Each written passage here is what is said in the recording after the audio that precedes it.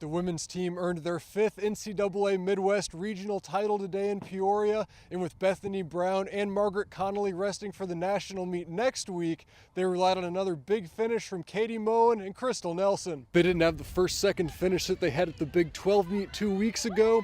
Moen and Nelson crossed the finish line side by side to take 4th and 5th. Me and Crystal were looking at it more as a tempo, more of a workout for nationals next week, holding back a little bit, just making sure the team makes it through the nationals. Just seeing the other girls kind of take off, it was hard to kind of stay relaxed and just stay where we were. Moen ran a 20:15.7 and Nelson ran a 20:15.8. Freshman Erin Hooker had another great meet. She finished tied for 13th with Perez Rodich. They ran 21:41.2s.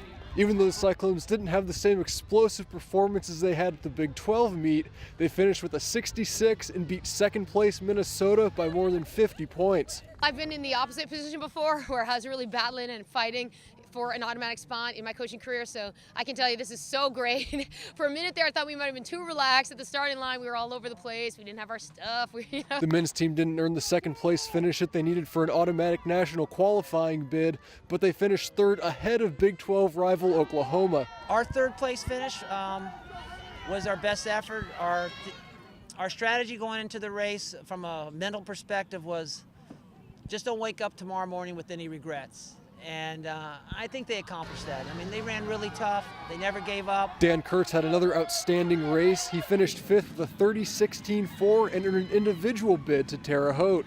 I thought that could be a possibility after last week. I felt pretty good. 2 weeks ago at Big 12s, felt pretty good. So I thought I could potentially qualify as an individual today, and that was the goal, because if I did that, it would obviously help the team as much as it could. Martin Coolidge and Christian Delago finished in the top 25 as well. Coolidge ran a 30:35.2 and finished 18th. Delago finished 24th with a 30:42.2. The men find out tomorrow whether or not they'll make the cut to get to Terre Haute. They'll either be the last team in or the first team out. For Cyclones.tv, I'm Kyle Steingraber.